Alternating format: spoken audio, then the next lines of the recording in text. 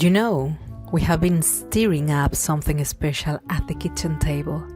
A conversation that is all about building healthy relationships. Picture this: the aroma of coffee, the coziness of home, and the kind of talk that has the power to transform how you connect with others. In this episode, my amazing partner, Philip Grother, and I, this time had a conversation about how to building a healthy relationships. And guess what? We are not just talking about the ones with others, but the most important one of all, the relationship you have with yourself. We share the nitty-gritty on how to navigate those uncomfortable conversations, because let's face it, growth often happens in the discomfort.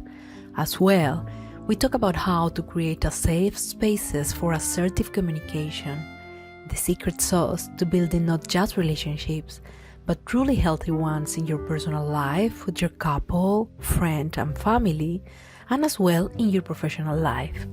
So come and be part of our home and our kitchen table for a conversation mixed with some personal experiences and a sprinkle of love and a whole lot of heart. Welcome to another special episode of the Kitchen Table Conversations from the Brilliantly Branded podcast.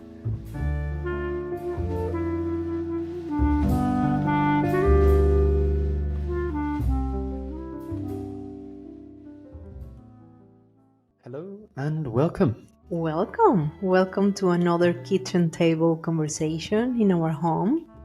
All these episodes that we have been building, talking about different topics, talking about relationships, talking about communication, talking about resilience.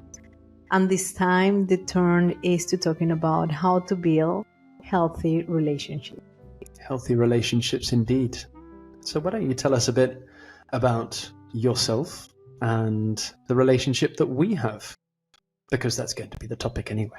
That's true. Well, about myself, in past episodes, I have been telling part of the story of my life. But for all that are listening this episode for the first time, I am Colombian, living in Luxembourg, having a relationship with you, with Philip Grother. And this time we want to talk about relationships, but not only as a couple, relationship that you can build with your friends, you can build with your colleagues, and even with your family. That is a big topic. So just to make a summary about who I am, because I think I start to talk about the relationships, but for all that don't know me, I decided to start to be a podcaster. I have a background in marketing and branding for almost 20 years. So it's a lot of things that I have been learning. And part of the things is how I found a voice across the podcast. And now I'm bringing different guests every week to talk about different topics. And the thing that I enjoy more is speaking with people, and of course having these conversations with you really fill my soul in many different ways. So thank you for being here. Thank you for follow my how can I say that, I don't know, probably this is part of having a good relationship, like brainstorm and said, well, let's do this and talk about our relationship and our experience in life. And there you go. Here we are, you and I, doing something to let the people know about our experience and how they can, in certain way, build their relationships. Absolutely. And that's a perfect introduction to what kitchen table conversations are actually all about. So for those of you who are listening or watching us for the first time, you're in the heart of our home, and we're currently based in Luxembourg. And these kitchen table conversations actually came out of, brainstorming for sure, and people telling us that they wanted us to start recording our conversations because we share a huge amount with lots and lots of people during our coaching sessions, during our mentoring sessions, and during our consulting practice as well. So essentially, these conversations are all about us sharing the things that we wish that we had known sooner, the things that we have learned through trial and error, and also, maybe we can pass on a tiny bit of knowledge, a few insights, a bit of value to our listeners and viewers. So, as you mentioned, the topic today is all about building relationships. And as you mentioned, building relationships on the private side, and also professional side and family side. So private and family, that can be one and the same thing or not. Obviously, you can choose your friends and your partner, but you can't choose your family.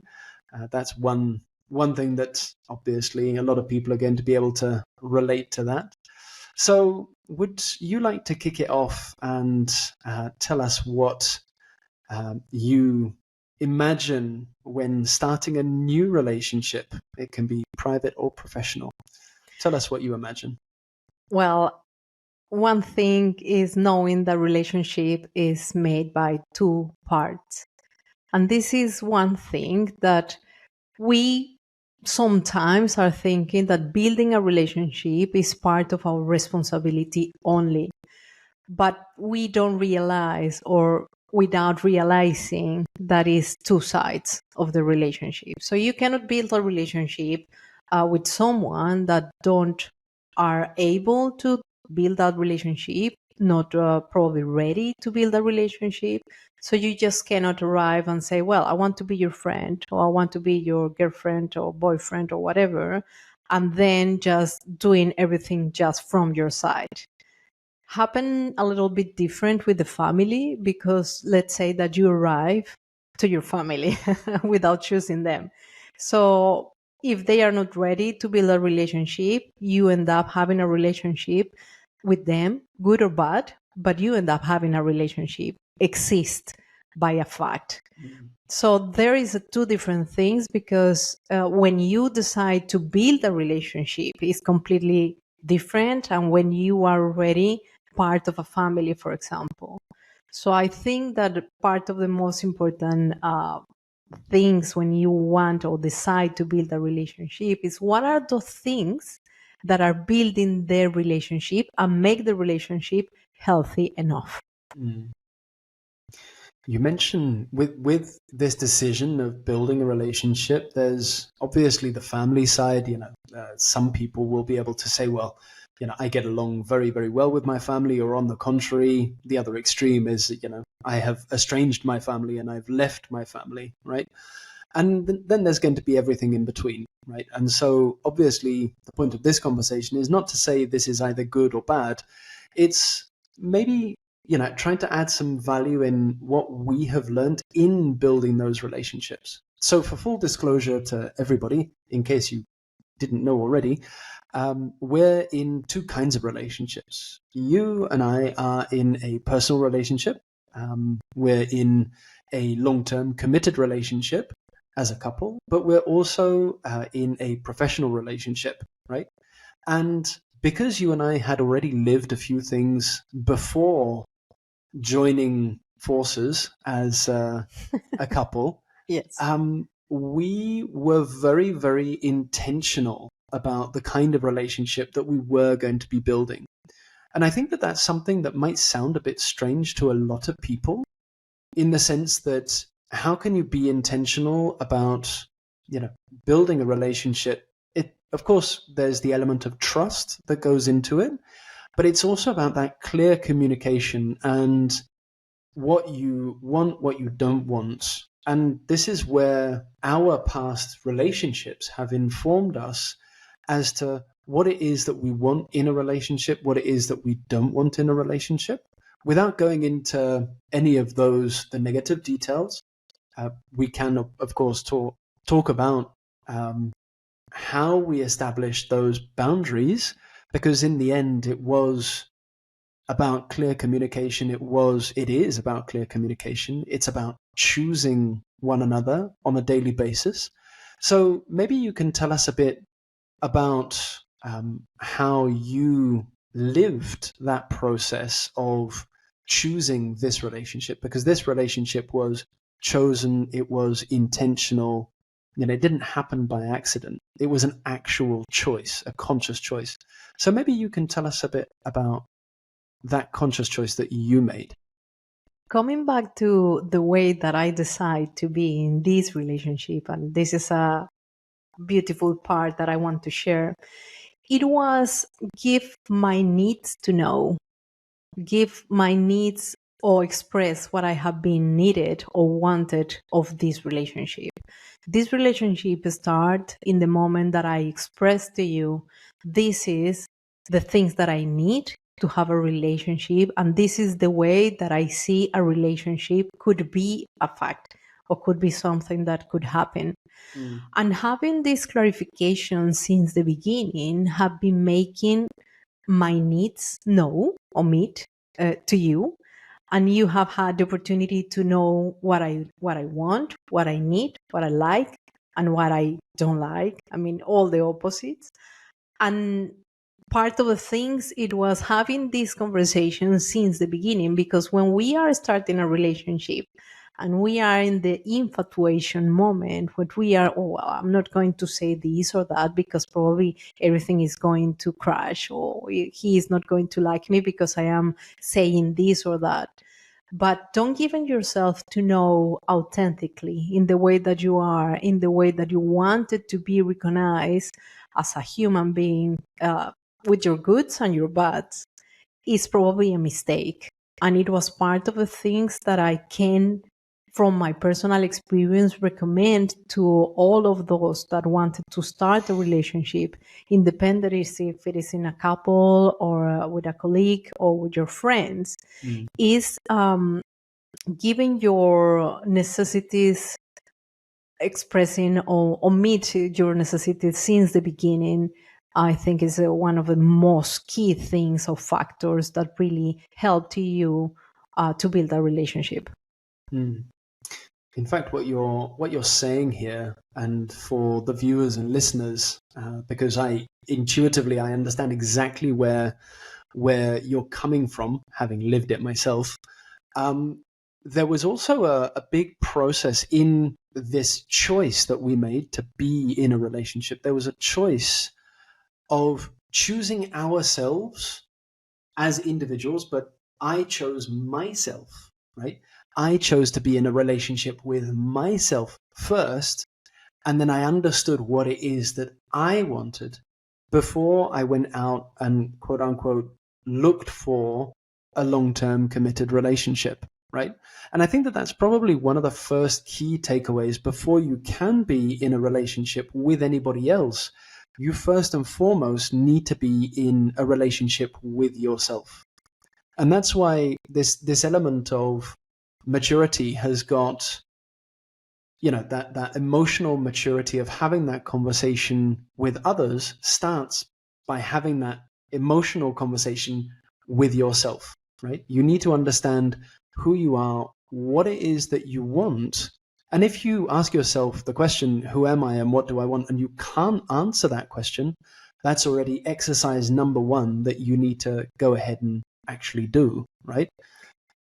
What happens sometimes is that we don't realize that until the moment that we found ourselves living in a relationship that is just making noise.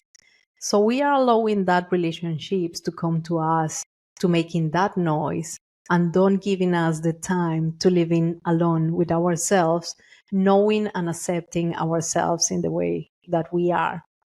And this is actually something that I lived as well during all this pandemic and all this time where I was just alone, living with myself and deciding to make plans with myself every day. Tell us more about that. That's actually a Yeah. really interesting story. Well, after relationships that haven't worked, you don't lose, you learn. And you learn many things about those relationships. And I think it just when you are alone, you start to go into each of those relationships that didn't work, and you start wondering why that relationship haven't worked. It's not just to punish yourself or blame yourself about that, but instead is something like, how can I took the learnings of that relationship and why that relationship haven't worked. One of the things is how you are able to be committed in the next relationship. Are you ready to be in that relationship? Are you ready to be committed? Because what happens to me personally is that probably I didn't want it to be committed completely in that relationships. And that caused the effect that I was even connected with people that didn't want it to be committed as well. So is resonating what you are feeling and thinking with the people that you end up connecting. So this is something that happens to me, and in the process to get it into analyzing what have been happening in these past relationships, that was one of the things that I didn't want to accept, because you are just, you're single, you're feeling that you are making a lot of nice things, but then you are wondering, well, when will be the best time to share and to be with someone? And then I decide to, now it's not that I need someone, now I want someone next to me. That is different. Thank you very much for sharing what brought you to having to examine what you had lived in those previous relationships. And you mentioned something earlier on, which was that you had a relationship with yourself and you were making plans with yourself during the pandemic. I mean, obviously, the pandemic for all of us was very, very, very different. Could you tell us a bit about the choices and the plans that you were making with yourself during the pandemic and what that looked like? Yes, of course. I think one of the things that I want to share here is how you end up living abroad alone in a country where it's not family, is some friends, but they, in the pandemic, they was everybody in their homes. We couldn't have contact. And then you find yourself in a way that, okay, how can I dedicate more time to don't be anxious about the situation that I was living in that moment, and everybody was living, of course. And how can I really start to have a conversations first time in the morning? What we are going to do today, Maria? And it's funny because I was having this conversation even the night before. Okay, what plans we have to do tomorrow? So I just established an agenda with myself where we were outside running or going to the forest or working, because I have a specific agenda to work in different things and different projects. But it was something like I was making deals with myself about, well, it's not just working, it's not just social media, for example, it's not just doing something that is not really building up in become a better person, because it's part of my purpose in life. So I did something that helped me with my health. So doing workout, doing exercise, eating well. So I was dedicated in cook nice recipes, nice things in the kitchen, and making the life nice for me. It was not like a who I need to call to make my life nicer. How can I make my life nicer? And then, for example, X day, I was just preparing a nice stuff, and even, taking pictures and post it on Instagram about the things that I was doing, because I was feeling so good with myself, even when we were in this isolating mode where we were everybody in their own world. But it was a way to really have a nice relationship and build a nice relationship with myself. With yourself, indeed. And I think, and thank you very much for sharing that with us, because that's obviously, I knew that story and it always made me smile that you really did have an intentional relationship with yourself, right? Yeah. And that's really one of the reasons why I wanted you to tell exactly that story of, making plans with yourself, because in a relationship, and this now comes back to the topic of building relationships, building healthy relationships, right? It's all about being intentional and building it step by step. but also, and this is something that, echoing what we said earlier on about it being a choice, right? And in our relationship, and this is probably going to sound a bit strange for listeners and viewers, is that you and I, one of the commitments that we made to each other is that we choose each other every day. Every day. Right? Because we don't want to take each other for granted. We don't want to be taken for granted either, right? And because we choose each other every day, we know and we have the liberty of being able to make that conscious choice. And if there are several days in a row, and we've had this conversation many times, if there are several days in a row where you realize, actually, this is just not working. Why is it not working? Communicate it before it gets to the point where it's like, really, I can't do this anymore. I don't want to do this anymore.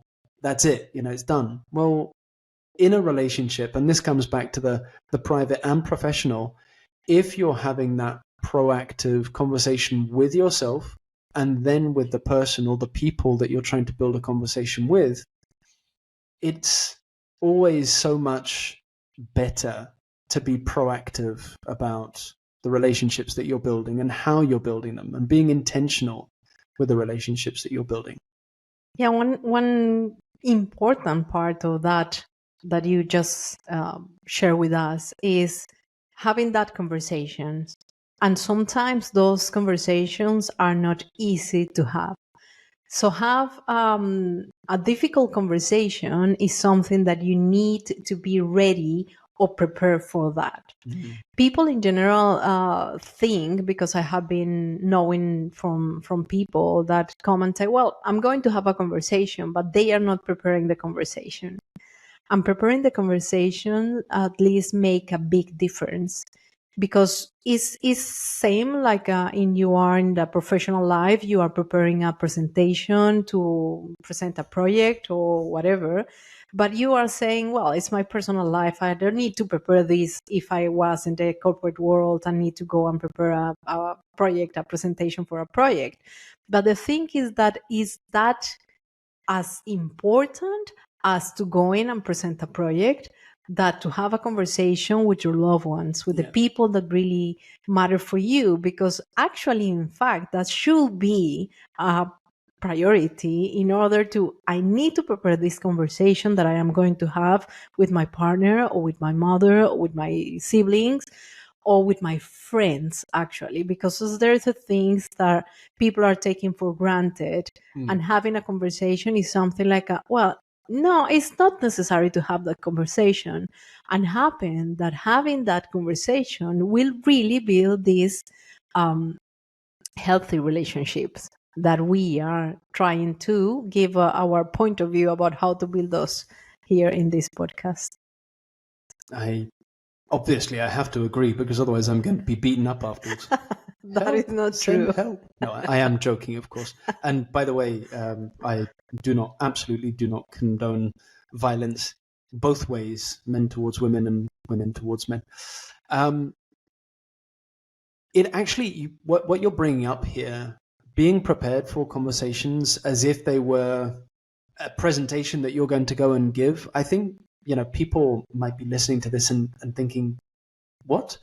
It all comes back to that idea of being intentional, right? If you have the intent of communicating a certain kind of message to a person, it's because there's a reason, right?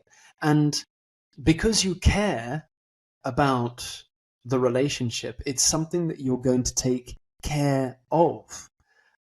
You're going to prepare it in a way that is super impactful, because now that we know, and actually, I mustn't take this for granted either, but we need to remember that the one thing that we do not have any more of with every second that passes is time, right? And so, because we've got just a bit more than 86,000 seconds a day, right? How are you going to spend every single second of your life? Sounds a bit dramatic, I know, but yes. The dramatic here is me, not you. Well, remember, you can choose to be dramatic. You don't have the monopoly on drama. No, what I'm saying here, and that comes back to this idea of building intentional relationships with ourselves, intentional relationships with our partner in life, intentional relationships with our colleagues at work, right? And it's this whole idea of, if I'm intentional with those relationships, I'm also going to be intentional with the time that I spend doing certain things, right? How much time do you want to spend on a miscommunication in the future, right? And this is something that, as human beings, we don't necessarily think of. We don't live in the future. It's very important to live in the present, right?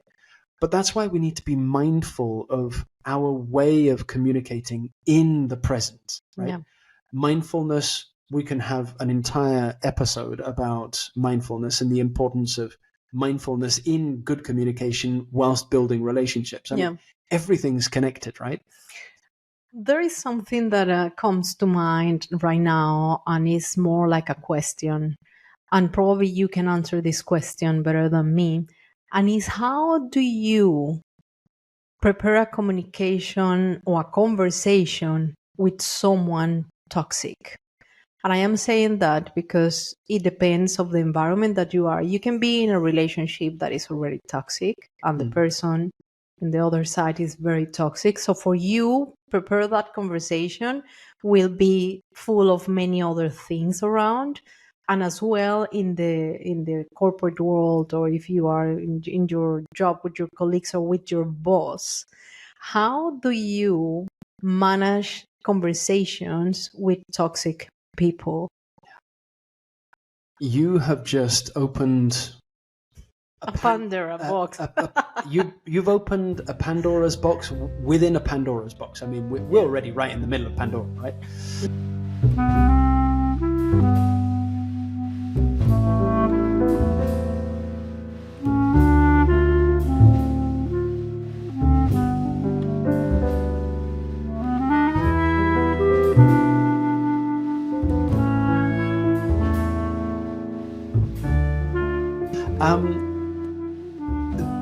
My answer, the shortest answer I can possibly give, is empathy. Right? We need to understand that behind all toxicity there is suffering. Right? And this is just something. It's something that we hate to admit, but anybody's bully is actually someone else's victim. Right? And people, we forget this when we have a toxic individual in front of us.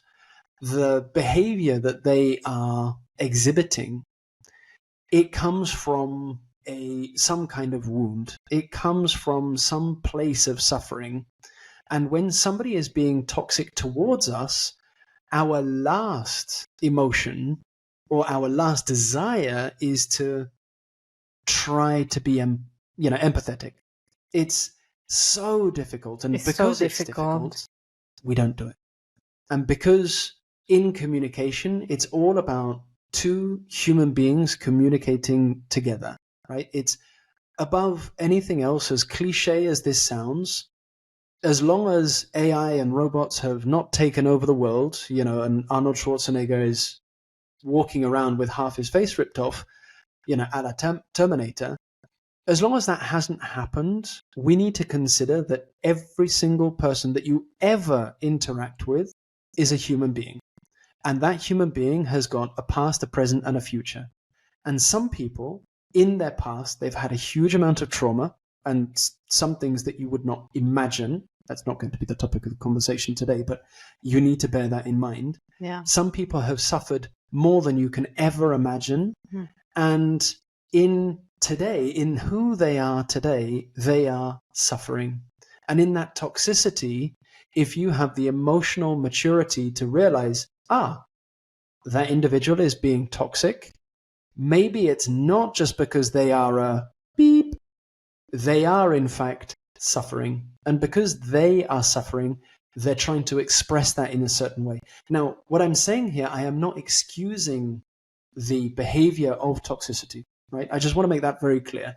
I am not saying toxicity is justified because you have suffered in the past. No. Real emotional maturity is when you can suffer, you take it on board, and then you deal with it yourself. You seek help so that you break the chain of toxicity. You break the chain of suffering. Now, your question, an incredibly pertinent question, because we've got professionals listening to us. How do you deal with a toxic person? The answer remains empathy. Now, how do you build empathy towards somebody that is currently being toxic?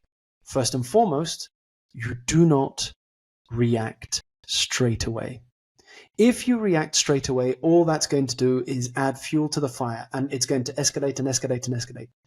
You are always permitted, no matter who that person is, you are always permitted to hit the timeout button. I'm sorry, right now, I am not in a position to be able to have a constructive conversation.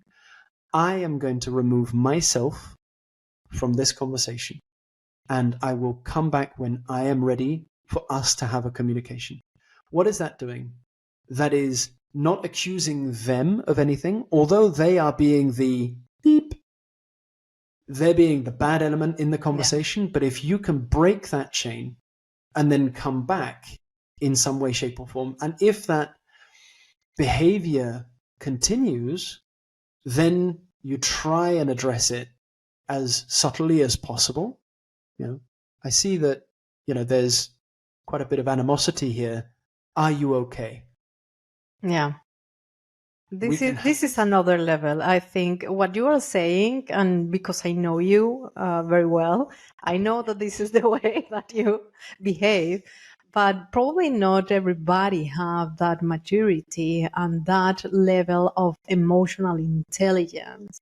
And then you mentioned something very important and key, and is you can look in for help to really know how to manage the situations and to really start to have controls within yourself and knowing how to manage that situation. Happen exactly the same with the professional side. There is teams that have this toxic person inside of the team and how to manage that. We recently was in our training knowing and learning how to manage all those toxic environments, and there's some techniques that we can actually, people that are interested on that, we can really transmit that information. But it's something that really needs to be addressed because really change many things around. Actually, I think that having a toxic person in front of me as a personal experience is make me feel a rejection for that person, and happen that chemically in your body, this person is full of stress, full of level of cortisol that is intoxicating your body and making you even produce that. I mean, how do you say that when somebody is full of stress, full of cortisol, and even without saying anything, you can feel how toxic that person is? That has been happening to me. Absolutely. And it's so true. What you're saying is fundamental to how we build relationships. We just need to be aware that everything that we say and do and feel affect everything and everyone around us. However, and there is a however, there's always a caveat, right? Other people are not responsible for our emotions. And this is the thing, right? Emotional management, whether we're dealing in the private arena or the professional arena, we need to understand that our emotions are our responsibility, right? So if you woke up angry this morning for whatever reason, that's your responsibility to deal with, right? So if you identify with, of course, no toxic person is ever going to say, I'm a toxic person, right? Nobody wakes up and says, you know what, I decide to be a toxic person today. No, nobody does that. But if they are in that toxic environment, they become toxic, and then they infect everybody else, right? But I truly believe that the opposite is also true. I mean, the number of times that somebody has, and through the podcast, we've had the opportunity to have this conversation, when some people have left the podcast after having a conversation with you they say, wow, your energy is just so high, it's contagious, I feel super motivated. And so that means that it's something that is true in the negative sense, but it's also possible and true in the positive sense, which means that, of course, life and the world is all about balance, right? But it also means that we can choose to be the positive in our environment. And sometimes that's actually difficult, because if we are the only light that is shining in obscurity, then it means that we need to make the decision to be the light. And that can be difficult, right? Certainly when we're the ones that are, quote unquote, making all the effort, right? Or we feel like we're making all the effort. Well, when you think of it, that actually takes us back to the genesis of this conversation, is how to build those relationships. Well, if you feel like you're in a relationship and you're making all the effort, you've got two choices. You can speak with the person or the people and say, look, I feel like I'm the one making all the effort here. And then you need to shut up and listen to what they have to say. Yeah. You might not be seeing the amount of effort that they're making on the other side, right? Yeah. So maybe one of the keys to healthy relationships is also accepting, well, maybe I'll be wrong from time to time, but that's okay. Yeah, I love what you said about be the light in the darkness. And that is so beautiful, because actually sometimes it's so difficult to be that light that you arrive to environments that are really dark. And I am not saying that this is what I am living. I am very grateful for what I am living. But I have been seeing a lot of people living that experience, and they can really not shine. I mean, if even if they want to be bright, it's very difficult. So for all those people that are living that experience, what could be our advice for them in certain way? Because living in that environment, of course, my first advice will be try to move from that environment, because this is really not something that is making you flourish. And this will be one of my advice, but what will be many other different advice that you can give to our listeners related with that? Some relationships are worth fighting for.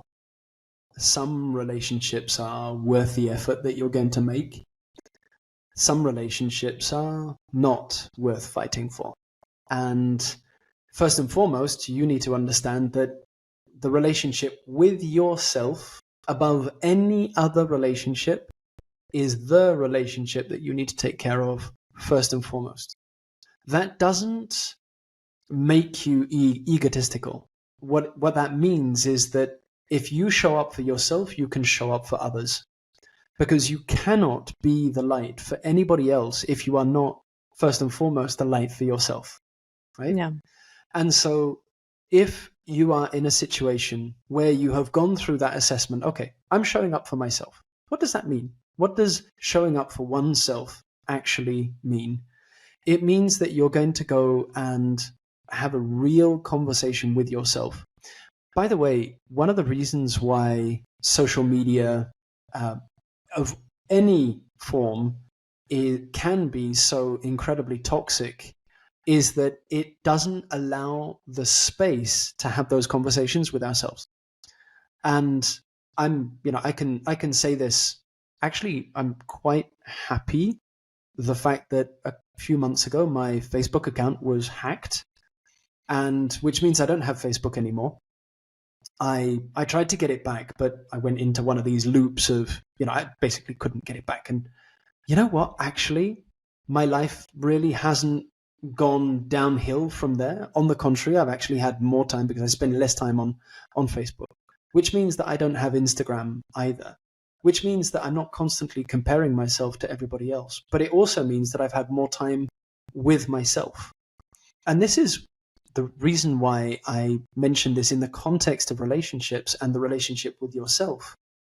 Because we're being intentional with the relationship that we are building with ourselves, we need to give ourselves time to build that healthy relationship with ourselves, which means that we need to consciously slightly push away, if not totally, from social media so that we can take the time to be with ourselves. And that's why social media is so addictive, because it gives us an excuse not to have those deep, painful conversations with ourselves about who am I, what am I doing, you know, what's my purpose. I mean, I think we should make a whole new chapter on the relationship with yourself, because I'm realizing that actually it plays more of a role than I even imagined even before starting this conversation.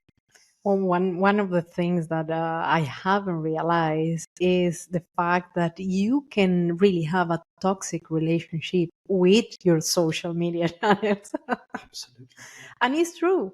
I I haven't had that relationship with the social media until now, but I have been listening and seeing people that are really having a toxic relationship, especially if they are having certain kind of relationship where they are all the time interacting with the social media channels.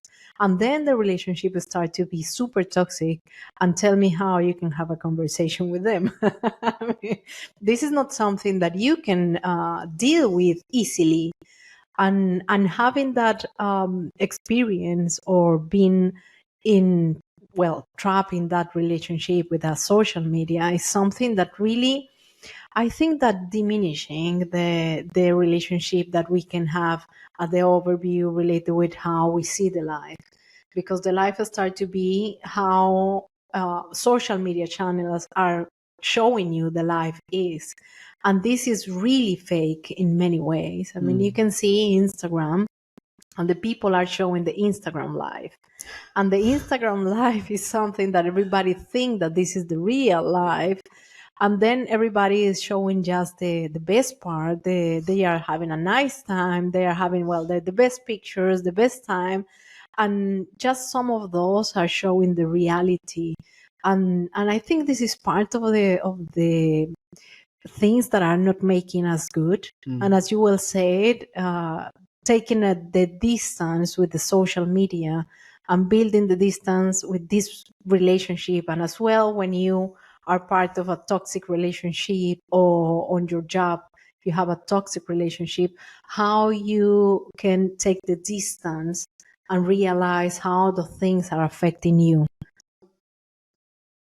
Thank you very much for sharing that, because it's super interesting, and it's going to be interesting for viewers and listeners to understand that we have a choice, right? One of the things that comes to mind with your questions, how do we deal with it at work? We need to make time to have those conversations with the people that surround us, right? And learning to have those uncomfortable conversations, learning what the boundaries are. Is this a safe space in which I can communicate? Okay, if you realize that you don't have a safe space to communicate, and your company is not necessarily a company in which it is safe to communicate about those boundaries, right? Within reason, right? I'm not promoting the quote unquote woke culture of, sneeze and I'm going to sue you. I mean, that's not what I'm talking about. What I'm talking about is setting healthy boundaries, right? Anything in its extreme is generally not necessarily very healthy, as you've said very many times. Yeah. But we need to take a long, hard look at what kind of culture we're building in our organizations, because in the end, if we want to attract and retain talent, first and foremost, we're attracting and retaining human beings. And because people are becoming professionally hypermobile, right? And by, professional mobility has been a buzzword for, the last like 15 years, purely and simply because before that people saw a job and a job for life, right? Yeah. I mean, the people that are still, and if you identify as such, really well done, but the people that have been in a job for the last 15, 20, 30, 40 years are going to become rarer and rarer, purely and simply because people understand that, unfortunately, a lot of organizations, I'm not saying all organizations, right? but a lot of organizations don't have the same relationship with the human being that they used to, right? There used to be this real, I'm not saying that the past was better because norms have changed, etc., but in the past, right, if we look at the relationships that companies used to have with their employees, it's don't worry, we will take care of you. And there's been this awakening over the last 2 decades that the company is not necessarily going to take care of you because the company is going to do what's good for the company. It's not going to do what's good for the individual. The only person that can do what's right for the individual is the individual, right? I know I'm stating the obvious here, but a lot of people need to understand that they hold the keys to not only their own happiness, but also their own success in their hands. Nobody's coming to save you, right? It's nobody else's responsibility to take care of you. It's your responsibility to take care of you. And that's why we need to build healthy relationships with ourselves first, get to know ourselves, so that we can build healthy, intentional relationships with other people. And if we don't live in an environment in which we can do that, we need to start having a conversation with ourselves. Okay, do I want to stay here? Yeah. And the time that you spend now in companies or working for companies, I think some experts in HR can give us all the details. But if I understood well, if you have more than 5 years in the same position, in the same company, actually, this is a not very good signal. And there is many reasons behind that. But actually, this is part of building a healthy relationship in your work environment as well. That is part of the things that you need to learn, and how are you going to establish this relationship with the company that you are working for, but still growing and still adding value across the years. This is another big topic. But I think it's good that you already give a light related with that. And I think that we already have 45 minutes of recording, so it will be time for us to start to wrap up. And the good way to start this wrap up is do a summary about the key topics that we have been addressing. So do you want to go on and give us a little bit summary about these key topics? Maybe a few key takeaways, because in these conversations, I actually learn as much as, because some of the things that you said are, particularly impactful. And that's the whole idea of having a choice, right? And realizing that you actually have a choice about the relationships that you're building, and having a relationship with yourself first and foremost, like you demonstrated during the pandemic.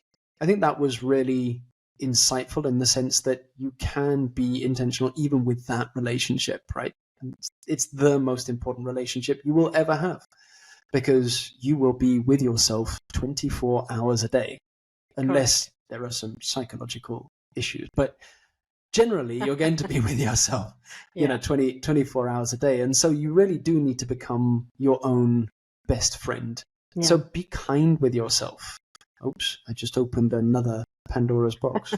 We have, topics to talk about, many different things. Absolutely. And another thing that we spoke at the beginning is how to prepare conversations, how to be ready to have those conversations that we need to have with the people that matter for us. It will be our colleagues, our partners, our family members, all the people that is around us that really making this important part of our lives, that will make our lives easier if we build a relationship based on trust as well. Something that we have said in the past, but I think that on that topic, it's worth saying again, and how we prepare those conversations. Just a parting thought.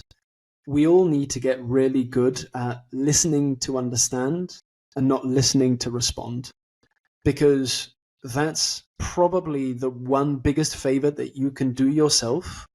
When you listen to people to actually understand what they're saying, you're opening yourself up to maybe potentially perhaps learning something that you didn't know before. Yeah, we actually spoke a little bit more in detail in the last episode about that. Yeah. That was a key, one of the key takeaways of our previous conversation. So for all those that wanted to have more information about that, because I think it's a lot of value behind that, listening to understand and not to respond, they can go to the previous episode and learning more about that.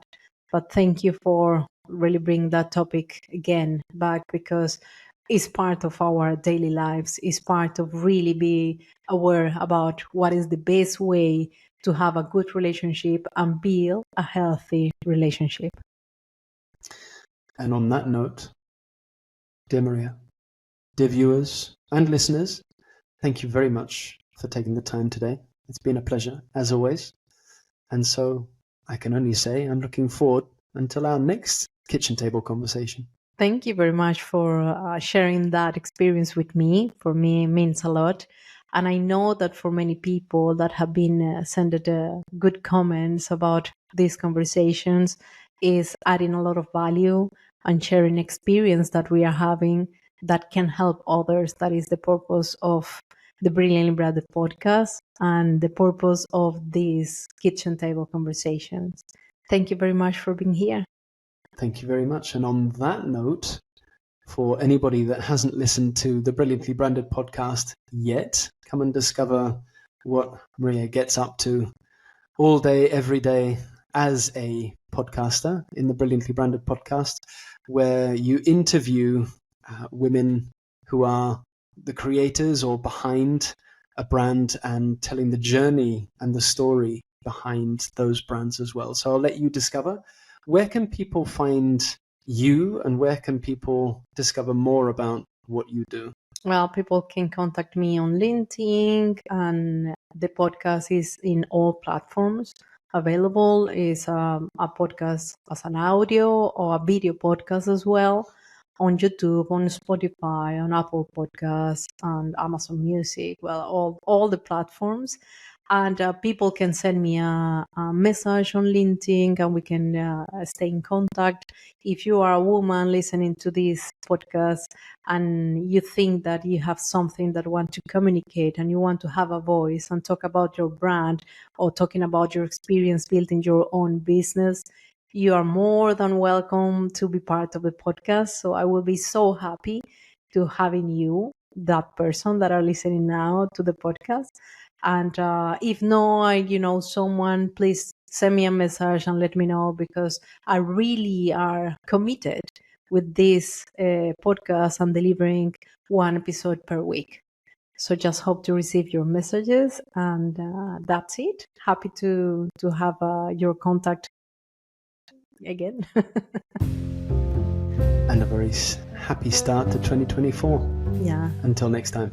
Until next time. We hope you have enjoyed this intimate exploration into the world of self-discovery and honest conversations. This has been a special edition of the Brilliantly Branded podcast, and we want to express our gratitude for joining us on this journey. While we will back with our regular programming to continue exploring the power of branding and empowerment, keep an eye out for these special episodes.